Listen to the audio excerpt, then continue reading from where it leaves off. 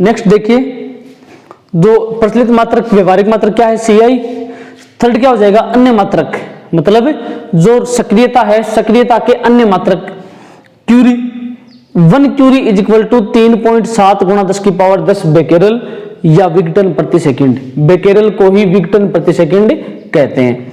Second हो जाएगा 1 curie is equal to 3.7 गुणा 10⁴ रदरफोर्ड। तो अपनी जो सक्रियता है, सक्रियता के अन्य मात्रक रदरफोर्ड भी एक होता है। तो क्यूरी इज इक्वल टू क्या हो जाएगा, 3.7 गुणा 10⁴ रदरफोर्ड। थर्ड है 1 रदरफोर्ड। तो 1 रदरफोर्ड इज इक्वल टू क्या हो जाएगा, 10⁶ विघटन प्रति सेकंड। देखो इसमें 10⁻10 है ना, 10⁻10 बेकेरल है, तो कितना बच गया, 10⁶ विघटन प्रति सेकंड बच गए। तो वो क्या हो जाएंगे, 1 रदरफोर्ड बराबर। मतलब रदरफोर्ड की जगह यदि आप यहाँ पे 10⁶ पुट करो तो 10⁻10 बेकेरल हो सकता है। और फोर्थ है 1 मिली क्यूरी। तो 1 millicurie is equal to 37 Rutherford होता है। ठीक है, तो इसको वीडियो को रोक के और आप यहां से इसको लिख लेना। ठीक है, 1 millicurie is equal to 37 Rutherford. जो वीडियो है उसको रोक के और यहां से आप लोग इसको लिख लेना। ठीक है, सेकंड जो बात है वो बहुत ही इंपॉर्टेंट है। सेकंड वाली बात बहुत ज्यादा इंपॉर्टेंट है, उसको सभी बच्चे ध्यानपूर्वक देखेंगे और ध्यानपूर्वक उसको लिखेंगे। ठीक है, देखो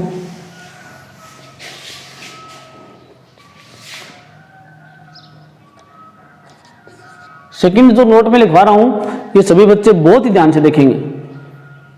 इस बात को आपको विशेष ध्यान रखना है। ठीक है ना, देखो कि जब, ध्यान से समझना इसको, जब t is equal to T1/2 या कैपिटल T होता है, मतलब जो वह समय जिस पर सक्रिय परमाणु की संख्या अपने प्रारंभिक मान की आधी रह जाए उसको क्या बोलते हैं, अर्ध आयु। ठीक है, कि जब T बराबर T1/2 या कैपिटल T होता है तब n इज इक्वल टू क्या होता है, n0/2। मेरी ये बात करवाई हुई है आपको, n0/2। इसी प्रकार जब, ध्यान से देखना, t is equal to capital T, ठीक है, तब n1 मान लिया मैंने इसको, n1 is equal to n0/2। तब n1 is equal to n0/2। ठीक है, और जब t is equal to 2t, यहां 1t है, यहां क्या आएगा 2t। ठीक है, 2t आएगा, तब n2 is equal to n0/4। क्योंकि यहां पे 1 है तो यहां पे 2 है, यहां पे 2 है तो यहां पे क्या हो जाएगा 4। तो n2 को n0/4 भी लिख सकते हैं या n0/2 स्क्वायर भी लिख सकते हैं या n1/2 भी लिख सकते हैं। क्यों? क्योंकि n1 का मान क्या है, n0/2। अब देखो आगे का, जब t is equal to 3t, जब t is equal to 3t, ठीक है, तब यहां पे क्या हो जाएगा, n0/8। तब n3 is equal to n0/8, मतलब n0/2 या n2/4। क्यों? n2 की वैल्यू क्या है, n1/2। ठीक है, तो क्या हो जाएगा n2/4, n3 equal to n2/4 हो जाएगा। ये घातांक जो है ना, ये आपको ध्यान रखनी है, ब्रैकेट लगा रहा हूं मैं इसको। ठीक है, जब 3 आया तो 2 की घात 3, 2 आया तो 2 की घात 2, 1 आया तो 2 की घात 1। ठीक है, तो इसी प्रकार इसी प्रकार जब, ध्यान से देखना, जब t is equal to n t, n बराबर 1 2 3 4 5 है, तब n इज इक्वल टू, ठीक है, तब आपका जो n है इज इक्वल टू क्या हो जाएगा, n0 बटा 2 की घात n। क्यों? n0 बटा 2 की घात n, ठीक है, n0 बटा 2 की घात n, या n0 बटा 2 की घात, पूरे के घात तो n नहीं आएगी, इसको लिखेंगे n0 1 बटा 2 की घात n, क्योंकि एक के ऊपर चाहे कितनी भी घात हो, एक के ऊपर चाहे कितनी भी घात हो, वो उत्तर एक ही आता है, ठीक है। अब ये n1 n2 n3 dash dash dash, इसको n मान लिया, n0 अपने पास प्रारंभिक सक्रिय परमाणु की संख्या है, स्मॉल n जो है वो क्या है, 1 2 3 4 5 6 कोई संख्या, ठीक है। इस तरीके से मैंने एक सूत्र बना दिया, या ध्यान से देखना, n बट्टा n0 इज इक्वल टू 1 बट्टा 2 की घात n, इज इक्वल टू 1 बट्टा 2 की घात n, ठीक है। यहां तक लिखना है आपको, मैं अलग हो जाऊंगा थोड़ा, ठीक है ना, एक बार समझ लो इसको, बाद में आप लोग लिख लेना, n बटा n0 इज इक्वल टू 1 बटा 2 की घात n, परंतु t is equal to n t, तब n इज इक्वल टू क्या हो जाएगा, t बटा कैपिटल T, अर्थात n बट्टा n0 इज इक्वल टू 1 बट्टा 2 की घात t बटा कैपिटल T। यहां तक सभी लिख लो, कहीं काम नहीं आएगा, न्यूमेरिकल में सिर्फ एक फॉर्मूला है, उसके बेसिस पे ये सब कुछ है, ये फॉर्मूला मैंने बनाया है, डायरेक्ट फॉर्मूला याद कर सकते हो, कोई दिक्कत नहीं आएगी इसमें।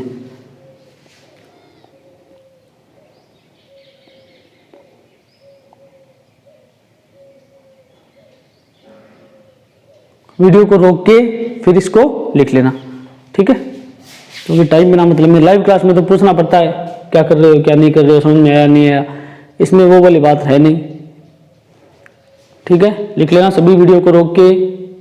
ओके, चलो नेक्स्ट देखो, ये तो बात हो गई अपनी एन वाली, ठीक है। तो इसके नीचे लिख लो 3 नंबर पॉइंट लिख लो, इसके नीचे और 3 नंबर पॉइंट लिख लो। इसी प्रकार सक्रियता कैपिटल आर के रूप में, इसी प्रकार सक्रियता कैपिटल आर के रूप में क्या हो जाएगा, आर बट्टा r zero is equal to 1 बट्टा 2 की घात n, क्यों 2 की घात n, या आर बट्टा r zero is equal to 1 बट्टा 2 की घात t बट्टा कैपिटल T, ठीक है। ये फॉर्मूला आगे बहुत काम आएगा, आपको ये फॉर्मूला याद रखना है, ठीक है। लिख लेना इस फॉर्मूले को सभी, और जो एग्जांपल्स जो आपके हैं, एग्जांपल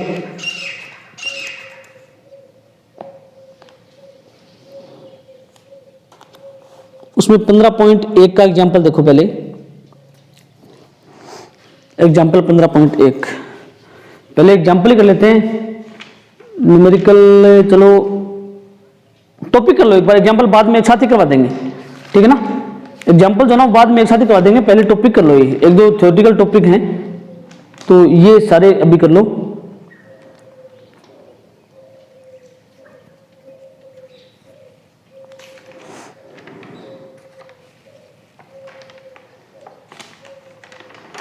चलो क्लियर होगा यहां तक, ठीक है।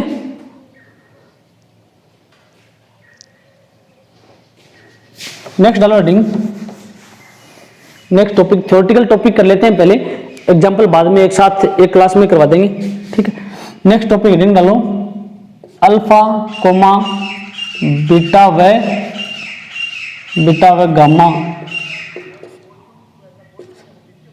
बीटा व गामा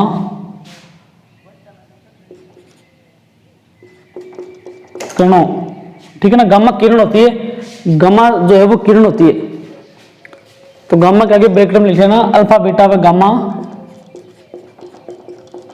किरणों के गुण, ठीक है। अल्फा बीटा व गामा किरणों के, चलो ऐसे मत लिखो यार, अल्फा कोमा बीटा कण व गामा किरणों, गामा किरणें व इनके गुण, अल्फा बीटा व गामा किरणें व इनके गुण।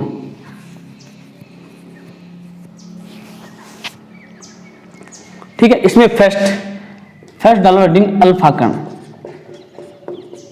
अल्फा कण, ठीक है। अल्फा कण हेडिंग डाल के इसमें 1 नंबर, अल्फा कण का 1 नंबर गुण, ठीक है। तो 1 नंबर न लिख के एरो का सिंबल का लिख लो, ठीक है ना।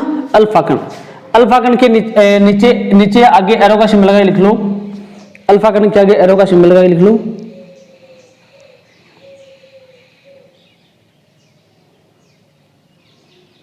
ठीक है ना। लिखो यह हीलियम, यह हीलियम, हीलियम नाभिक ही होता है, अर्थात यह हीलियम नाभिक ही होता है, अर्थात यह धनावेशित कण होता है, अर्थात यह धनावेशित कण होता है।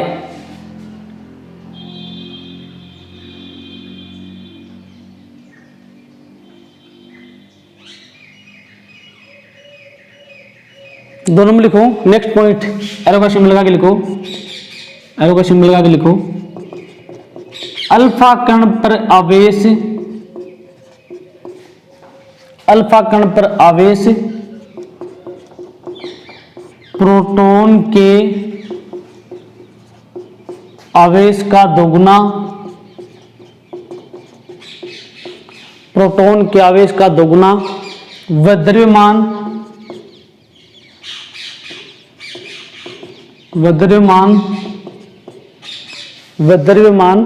प्रोटॉन के द्रव्यमान का 4 गुना होता है, द्रव्यमान प्रोटॉन के द्रव्यमान का 4 गुना होता है।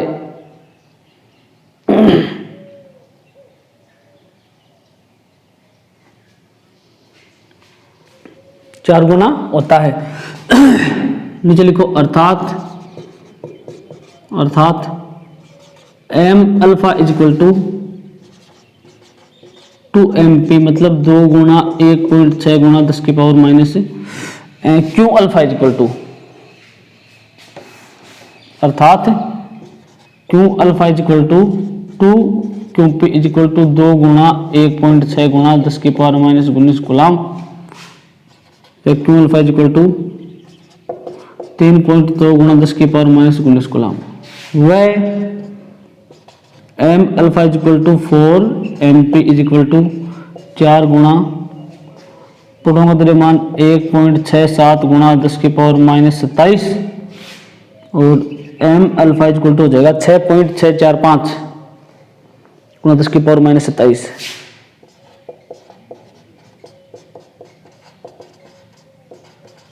27 किलोग्राम। ये हो जाएगा एम अल्फा, अल्फा कण का द्रव्यमान। नेक्स्ट पॉइंट लिखो एरो का सिंबल लगा के, नेक्स्ट पॉइंट लिखो एरो का सिंबल लगा के, जब हीलियम परमाणु से 2 इलेक्ट्रॉन निकाले जाते हैं,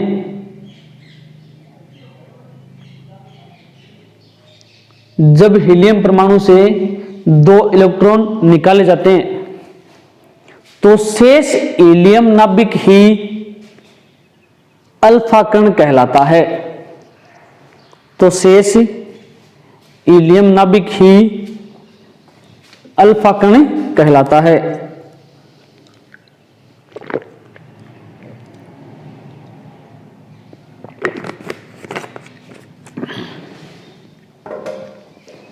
अल्फा कण कहलाता है। नीचे लिखो एरो का सिंबल लगा के, नीचे एरो का सिंबल लगा लिखो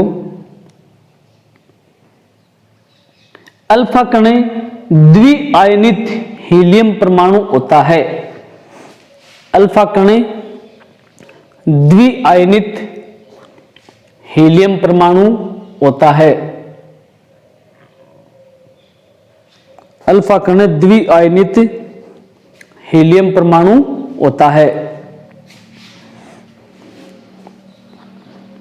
हीलियम परमाणु होता है जिसमें 2 प्रोटॉन व 2 न्यूट्रॉन होते हैं। जिसमें 2 प्रोटॉन व 2 न्यूट्रॉन होते हैं।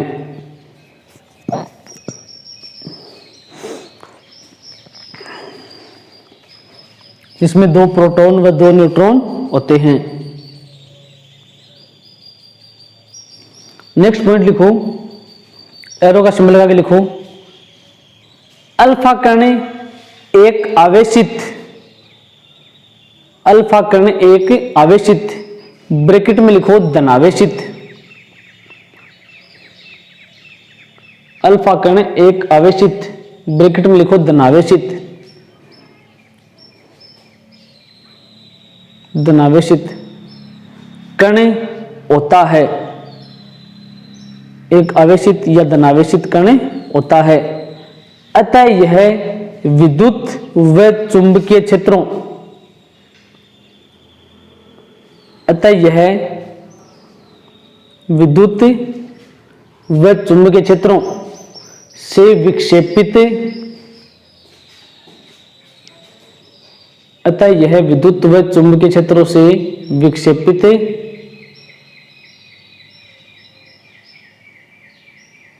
होता है। अतः यह विद्युत व चुंबकीय क्षेत्रों से विक्षेपित होता है। विक्षेपित होता है।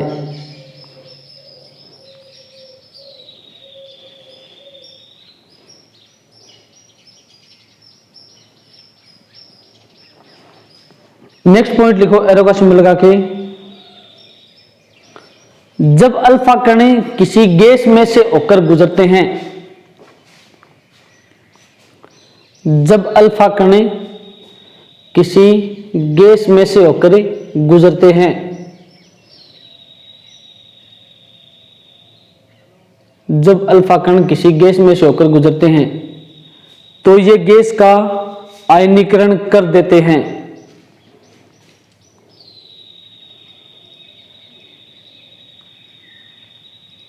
तो ये गैस का आयनीकरण कर देते हैं।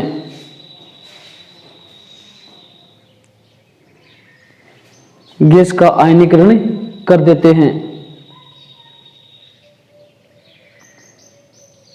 नेक्स्ट पॉइंट लिखो,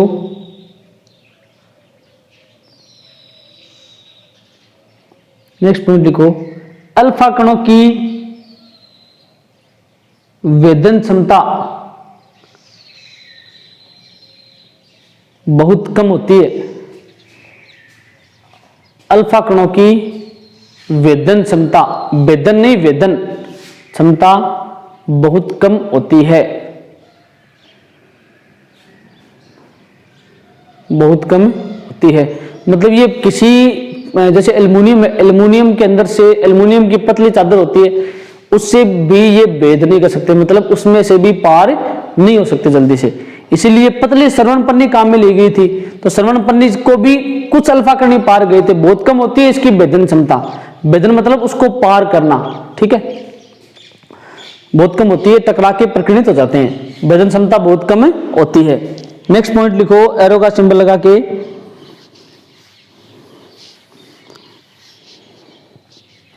लिखो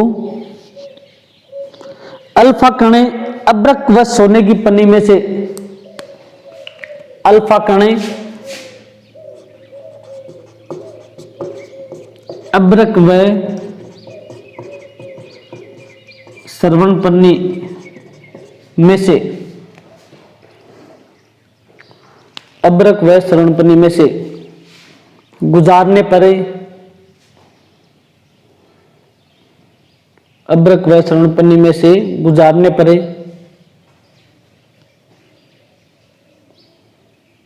परिकिणित होते हैं, गुजारने पर परिकिणित होते हैं। ठीक है, ये अल्फा कण के बारे में कुछ बातें हैं। कोई पूछेगा नहीं, आपको कोई नहीं पूछेगा एग्जाम में, आज तक इसके ऊपर क्वेश्चन नहीं आया, लेकिन फिर भी आपको ये याद रखनी है।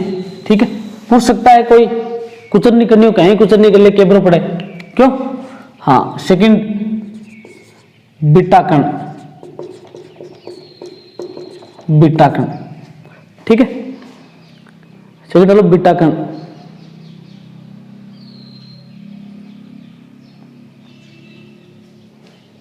बीटा कण में फर्स्ट एरो का सिंबल लगा के लिखो, फर्स्ट एरो का सिंबल लगा के लिखो, ये ऋणावेशित कण होते हैं, ये ऋणावेशित कण होते हैं, ये ऋणावेशित कण होते हैं। इसके नीचे एरो का सिंबल लगा के लिखो, बीटा कण तीव्रगामी इलेक्ट्रॉन ही होते हैं,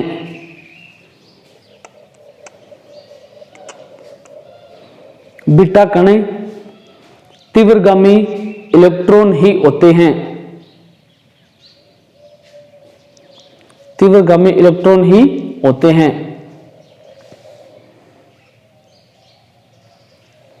नीचे लिखो एरो का सिंबल लगा के, इन पर आवेश, इन पर आवेश ऋणावेशित परंतु इलेक्ट्रॉन के आवेश के बराबर, इन पर आवेश ऋणावेशित परंतु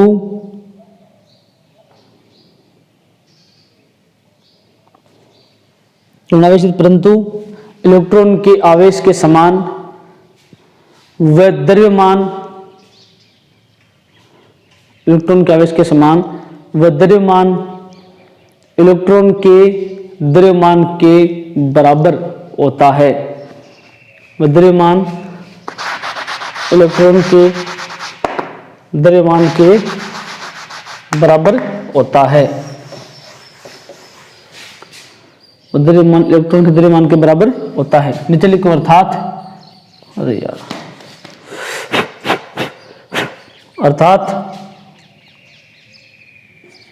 Q beta is equal to q e, मतलब -1.6 गुणा 10 की पावर -19 कूलम। ठीक है, वह m beta is equal to m e 9.1 गुणा 10 की पावर -31 किलोग्राम। ठीक है, ये ऋणावेशित कण होते हैं, इलेक्ट्रॉन के बराबर ही होते हैं। नेक्स्ट पॉइंट लिखो एरो का सिंबल लगा के, बीटा कण आवेशित, बीटा कण आवेशित, ब्रैकेट में लिखो ऋणावेशित, बीटा कण आवेशित ब्रैकेट में लिखो ऋणावेशित होने के कारण, आवेशित होने के कारण ये किसी गैस का, होने के कारण ये किसी गैस का आयनीकरण कर सकते हैं, किसी गैस का आयनीकरण कर सकते हैं। नेक्स्ट पॉइंट लिखो, बीटा कण विद्युत व चुंबकीय क्षेत्र से विक्षेपित होते हैं।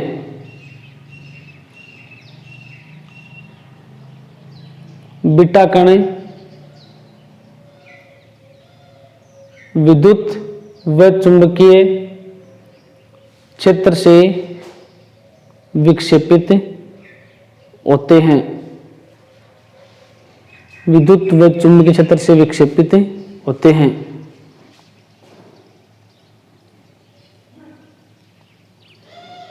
विक्षेपित होते हैं।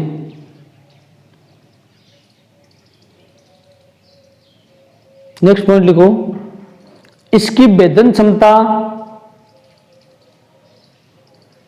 इसकी भेदन क्षमता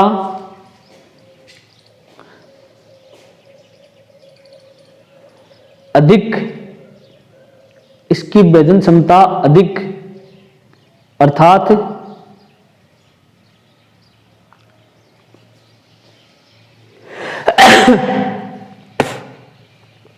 इसकी भेदन क्षमता अधिक अर्थात अल्फा कणों की तुलना में, अल्फा कणों की तुलना में 100 गुना अधिक, 100 गुना अधिक व गामा किरणों की तुलना में, व गामा किरणों की तुलना में 1/100 गुना होती है। व गामा किरणों की तुलना में 1/100 गुना होती है।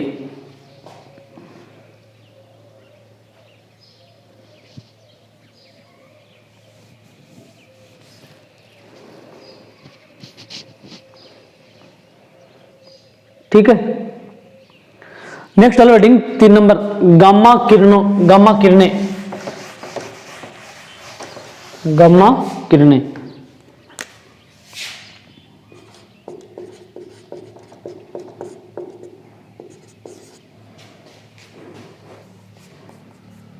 गामा किरणें,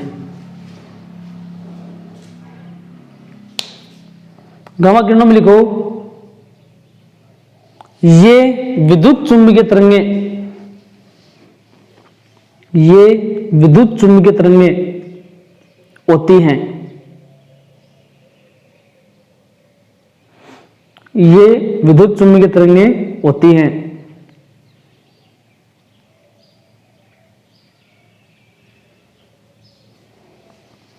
नेक्स्ट पॉइंट लिखो एरो का सिंबल लगा के, इनकी तरंग दैर्ध्य बहुत छोटी,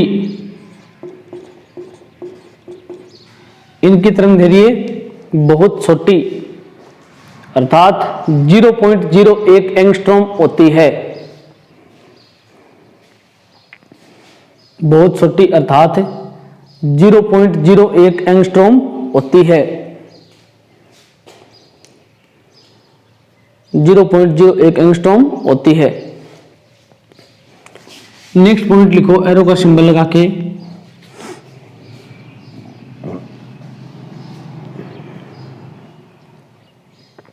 इनका वेग प्रकाश के वेग के बराबर होता है। इनका वेग प्रकाश के वेग c बराबर 3 गुणा 10 की पावर 8 मीटर प्रति सेकंड। इनका वेग प्रकाश के वेग c बराबर 3 गुणा 10 की पावर 8 मीटर प्रति सेकंड के बराबर होता है।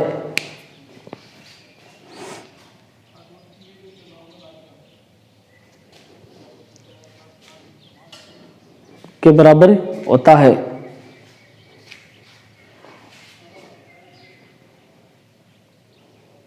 बराबर होता है। ये किरणें आवेश रहित होती है। नेक्स्ट एरो का सिंबल लगा के लिखो, ये किरणें आवेश रहित होती है अर्थात विद्युत व चुंबकीय क्षेत्र से विक्षेपित नहीं होती। अर्थात विद्युत व चुंबकीय क्षेत्र से विक्षेपित नहीं होती।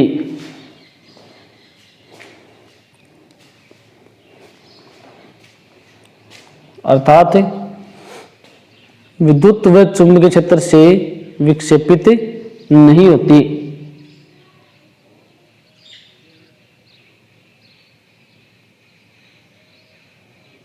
विक्षेपित नहीं होती।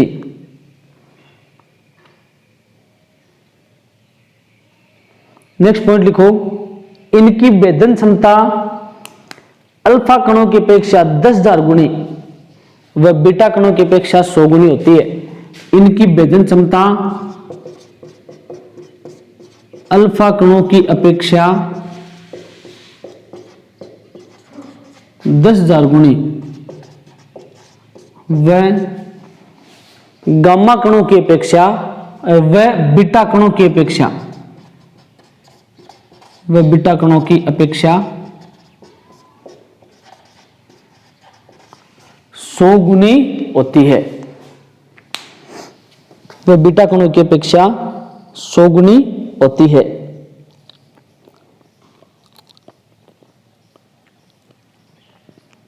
बीटा कणों की अपेक्षा 100 गुनी होती है।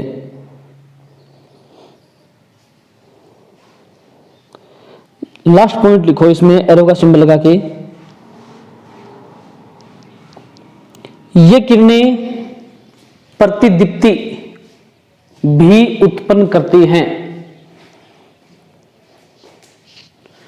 ये किरणें प्रतिदीप्ति भी उत्पन्न करती हैं।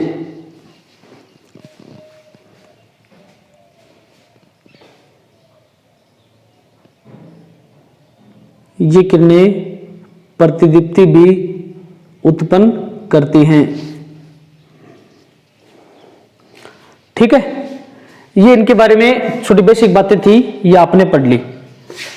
इनको ज्यादा माथापच्ची करने की जरूरत नहीं है, अपने अकॉर्डिंगली थोड़ा सा देख लेना। बस बेसिक कॉन्सेप्ट है अल्फा बीटा और गामा के बारे में। ठीक है, अब देखो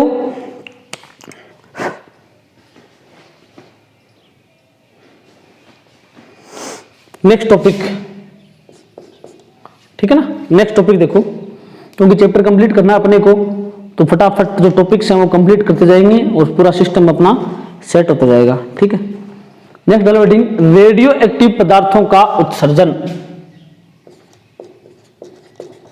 रेडियो एक्टिव पदार्थों का उत्सर्जन मतलब अल्फा 6,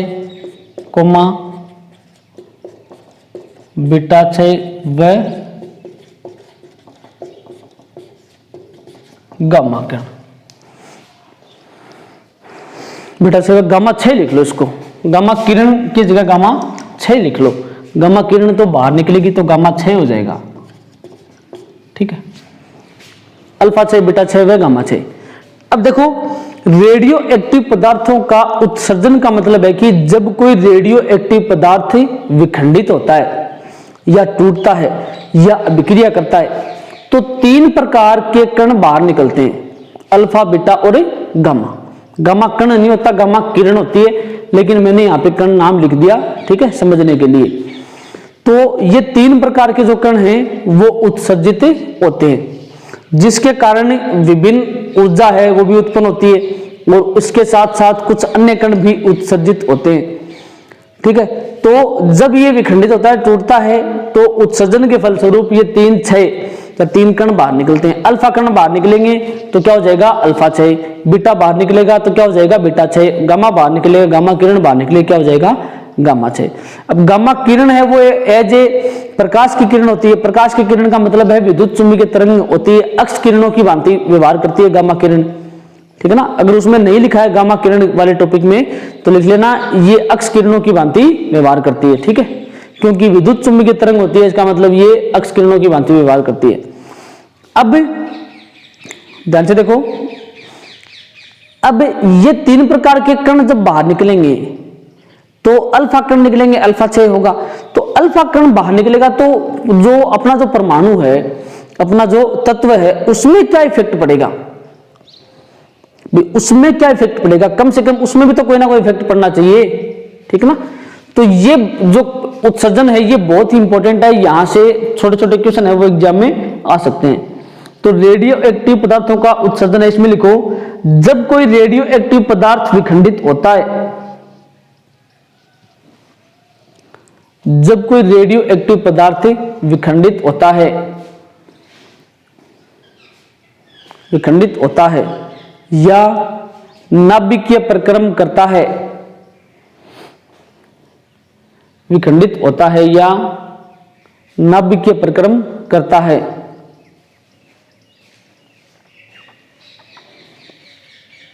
नाभिकीय परिक्रम करता है, तो नाभिकीय परिक्रम के फलस्वरूप, नाभिकीय परिक्रम के फलस्वरूप उसमें से 3 प्रकार के कण उत्सर्जित होते हैं।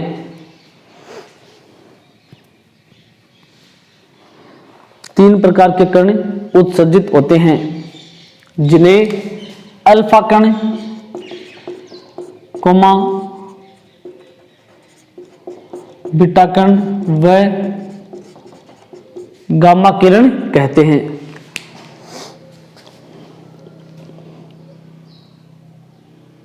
गामा किरण कहते हैं।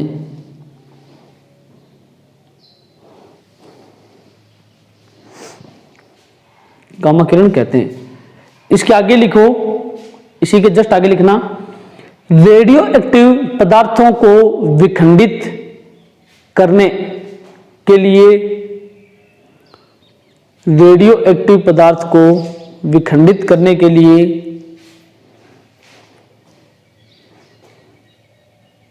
रेडियो एक्टिव पदार्थ को विखंडित करने के लिए इस पर न्यूट्रॉन की बौछार की जाती है। इस पर न्यूट्रॉन की बौछार की जाती है।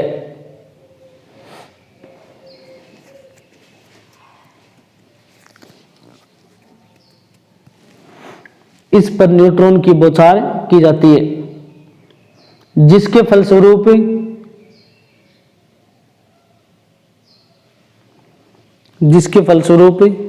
अल्फा बीटा व गामा किरणें उत्सर्जित होती है। जिसके फलस्वरूप अल्फा बीटा कण व गामा किरणें उत्सर्जित होती है। अल्फा बीटा कण व गामा किरणें उत्सर्जित होती है। पैराग्राफ चेंज करके नीचे लिखो, इसके विपरीत नाभिक में जब कोई प्रोटॉन न्यूट्रॉन में बदलता है, इसके फलस्वरूप नाभिक में जब कोई प्रोटॉन न्यूट्रॉन में बदलता है,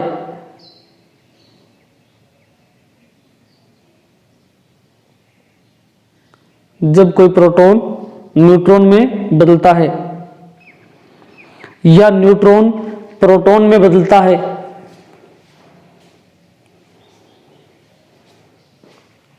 या न्यूट्रॉन प्रोटॉन में बदलता है,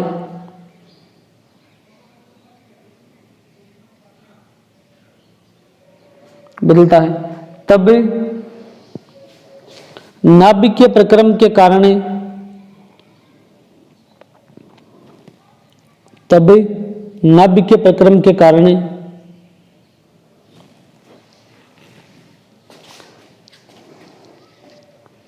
नाभिकीय प्रक्रम के कारण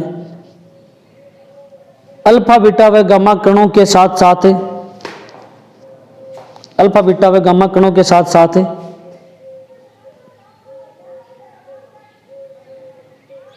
अल्फा बीटा व गामा कणों के साथ साथ कुछ ऊर्जा भी उत्सर्जित होती है।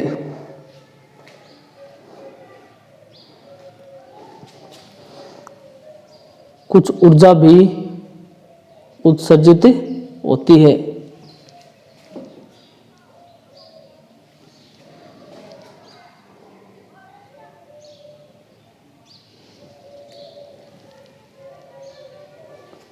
ठीक है। हाँ, अब डालो हेडिंग इसके नीचे 1 नंबर अल्फा 6। अल्फा 6 बहुत इंपॉर्टेंट टॉपिक शुरू हो रहे हैं भाई, ध्यान रखना। अल्फा 6 लिखो, अल्फा 6 में लिखो, जब किसी रेडियो एक्टिव तत्व या पदार्थ का विघटन, जब किसी रेडियो एक्टिव तत्व या पदार्थ का विघटन जब किसी रेडियो एक्टिव तत्व या पदार्थ का विघटन अल्फा कणों के उत्सर्जन के फलस्वरूप होता है, रेडियो एक्टिव पदार्थ का विघटन अल्फा कणों के उत्सर्जन के फलस्वरूप होता है, अल्फा कणों के उत्सर्जन के फलस्वरूप होता है, तो इसे अल्फा क्षय कहते हैं। तो इसे अल्फा क्षय कहते हैं।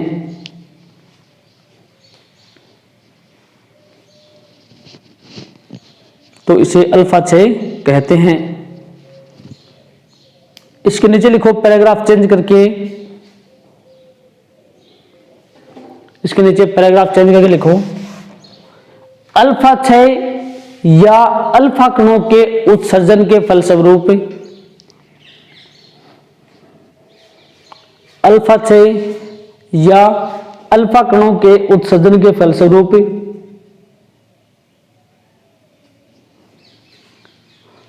फलस्वरूप तत्व या पदार्थ के परमाणु क्रमांक में 4 की कमी, तत्व या पदार्थ के परमाणु क्रमांक में 2 की कमी, परमाणु क्रमांक में 2 की कमी, परमाणु क्रमांक में 2 की कमी, जबकि द्रव्यमान संख्या में 4 की कमी होती है, जबकि द्रव्यमान संख्या में 4 की कमी होती है।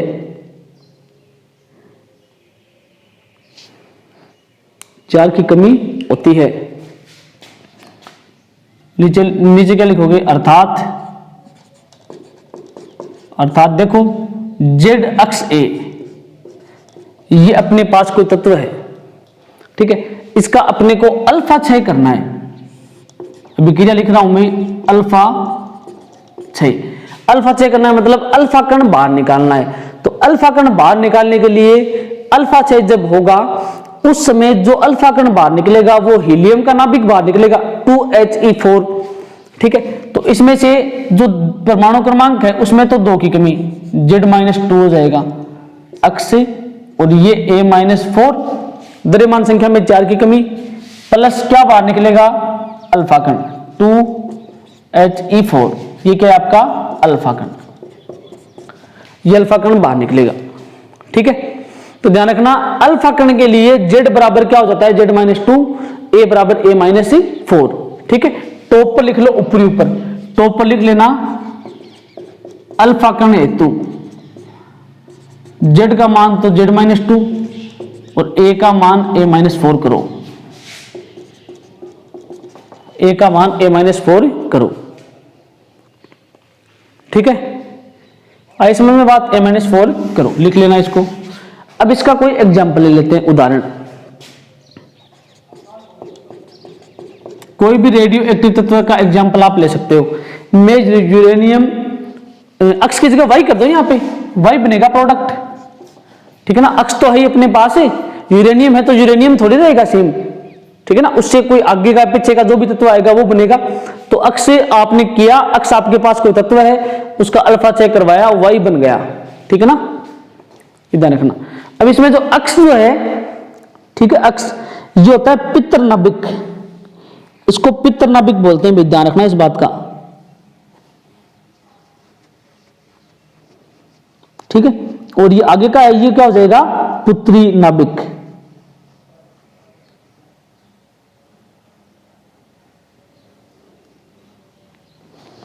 ये पित्तर नाभिक होता है,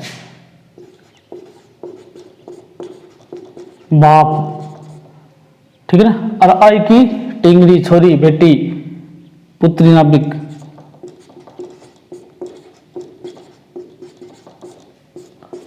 एक्स तो पितर नाभिक, ये क्या हो जाएगा, पुत्री नाभिक।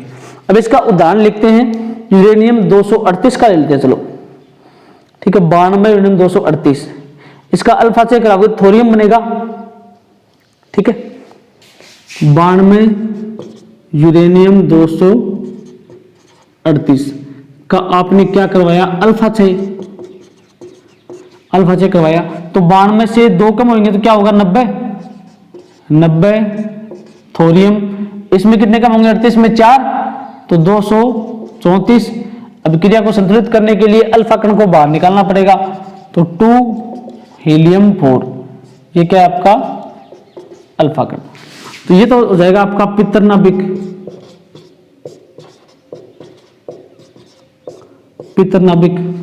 ये पुत्री नाभिक, ठीक है, और ये आपका अल्फा कण हो जाएगा, इसको बोलेंगे अल्फा कण, ठीक है, इसको क्या बोलेंगे, अल्फा कण।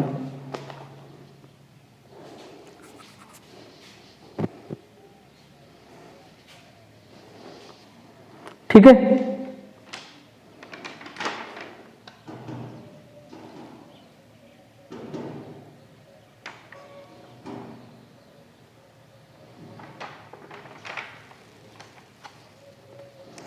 चलो बीटा और गामा क्षय जो है वो नेक्स्ट लेक्चर में करवा देंगे, बीटा गामा क्षय, और उसके बाद में लगभग चैप्टर 2 लेक्चर का हो रहा है बस, ठीक है, 2 वीडियो लेक्चर और होंगे, फिर चैप्टर 15 कंप्लीट हो जाएगा, ध्यान रखना, ठीक है ना, 2 वीडियो लेक्चर में ये कंप्लीट हो जाएगा।